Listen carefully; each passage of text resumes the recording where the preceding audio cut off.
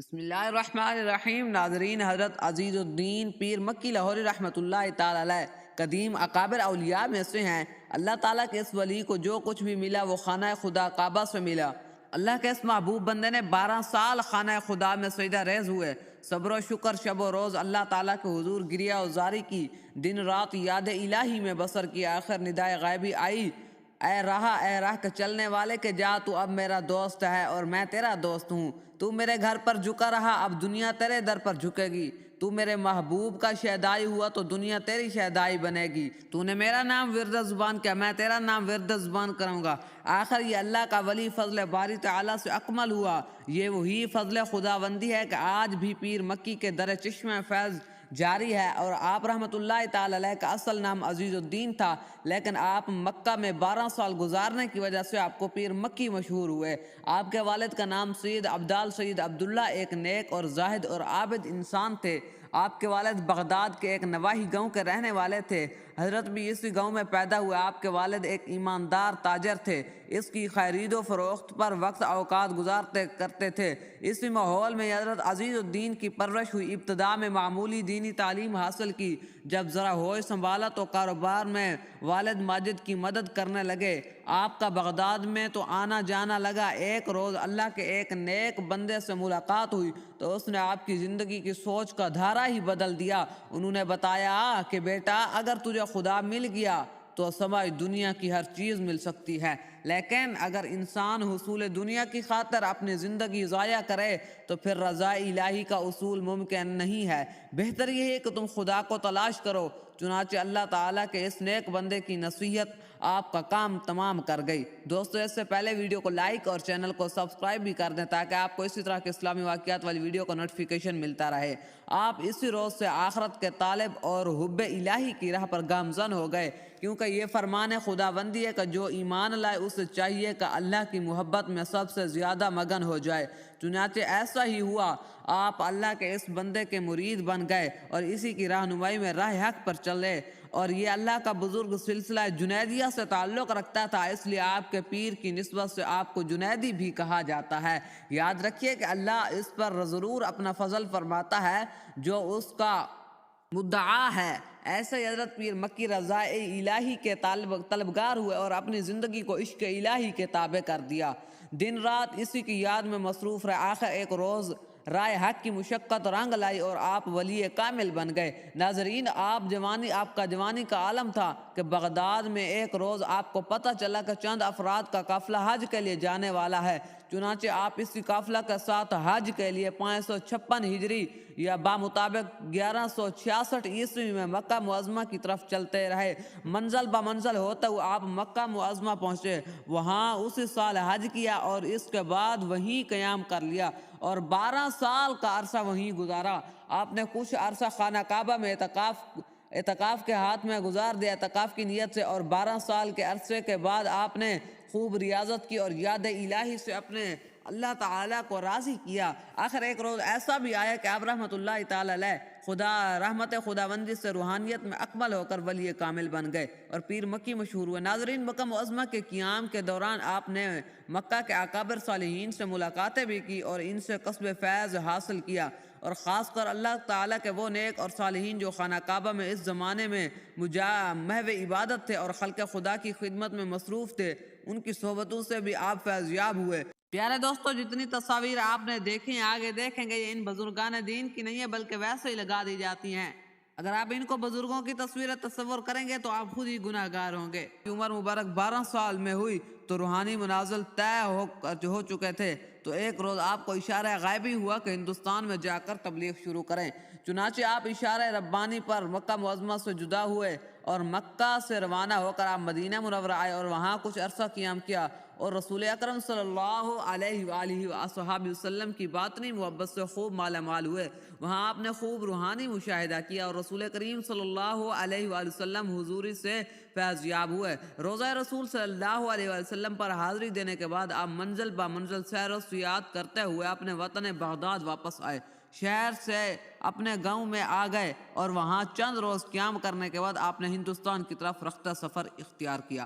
آج کل اور اس قدیم زمانے کا سفر میں بہت فرق ہوتا ہے۔ آپ کے زمانے میں سفر مشکل ہوتا تھا، راستے میں بے شمار مسائل سے دوچار ہونا پڑتا تھا۔ بغداد سے لاہور تک کا سفر 2-3 ماہ میں طے ہوتا ہے۔ چنانچہ آپ نے 574 ہجری کے آخری ماہ میں سفر اختیار کیا اور منزل بہ منزل ہوتے ہوئے اگلے سال 575 ہجری کے شروع میں لاہور پہنچ گئے۔ راستے میں آپ نے کئی مقامات کی سیر و سیاحت کی اور کئی نیک انسانوں سے ملاقاتیں بھی کی، اور خاص کر زرادی پہاڑی علاقوں کو عبور کرنے کے لیے خاصی دقت کا سامنا کرنا پڑا، لیکن رحمت خداوندی سے اللہ کا یہ ولی خیر و عافیت لاہور پہنچ گیا۔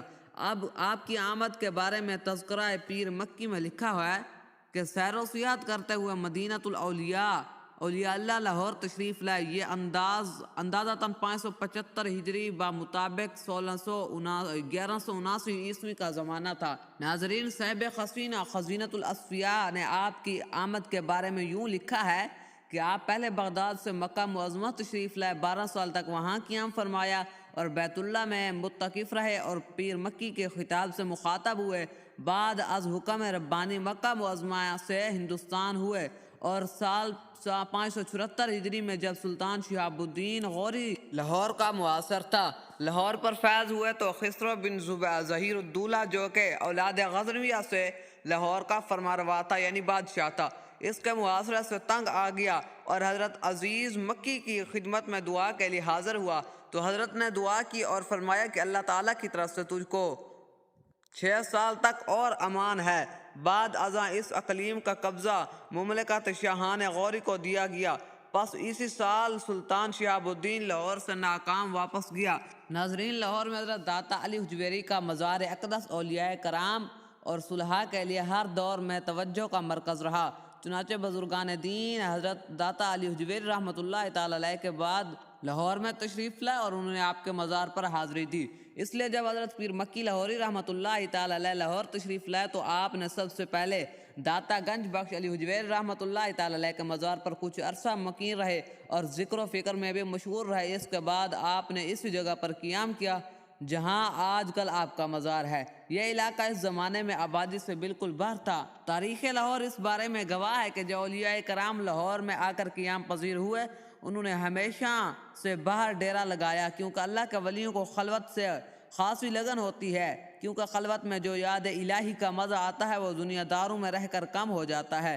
شروع میں ہی آپ نے اپنی رہائش کے لیے کچی مٹی کا ایک حجرہ بنایا اور اسی میں دن رات گزار رہے۔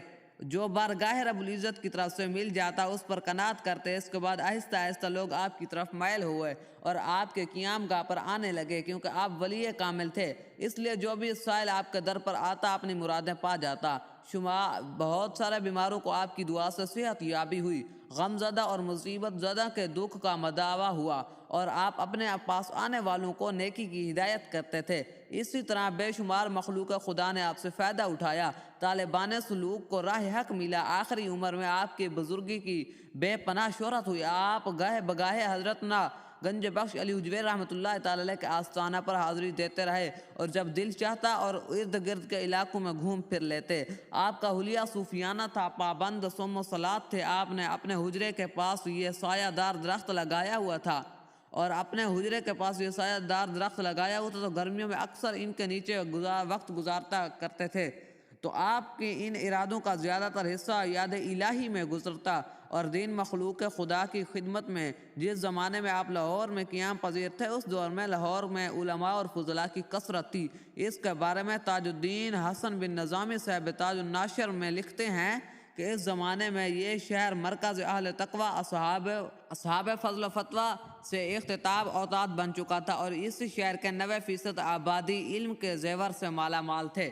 اس جگہ فخر مدبر مبارک شاہ اور تاج الدین حسن نامی محققین اور مورخین موجود تھے۔ سید احمد دوختہ ترمذی جیسے اولیاء مقیم تھے۔ اس کے علاوہ بے شمار شاہ ادیب اور فاضل موجود تھے جن کے کارناموں سے تاریخ کے اوراق بھرے پڑے ہیں۔ مزید اس لاہور میں اس زمانے میں سے اس قدر کتب خانے تھے کہ فخر مدبر نے صرف ایک کتاب ترتیب دینے کے لیے اس شہر کے کتب خانوں کی 1000 کتابوں سے مواد حاصل کیا۔ اس سے ظاہر ہوتا ہے کہ لاہور میں علم و فضل کا دورہ ہونے کے باوجود بے شمار اعلی علم حضرات آپ کی ذات بابرکات سے مستفید ہوئے۔ آپ نے لاہور میں 36 سال سے چند ماہ زائد قیام فرمایا اور آخری عمر میں بیماری کے باعث 612 ہجری بمطابق 1215 عیسوی میں اس جہان رنگ و منہ سے آخرت کو کوچ کیا۔ آپ کو وہیں دفن کیا گیا جہاں آپ کا حجرہ مبارک تھا۔ تو دوستو آپ کو کیسی لگی یہ ویڈیو؟ اگر ویڈیو پسند آئی ہو تو ویڈیو کو لائک کر دیجیے گا اور چینل کو بھی سبسکرائب کر دیجیے گا۔ ویڈیو دیکھنے کا شکریہ، جزاک اللہ۔ اگر آپ چاہتے ہیں کہ ہر روز ہمیں اسی طرح کی واقعات والی ویڈیوز سنائی جائیں تو اس چینل کو سبسکرائب کر دیں اور اس چینل کا ساتھ جڑ جائیں۔ جزاک اللہ۔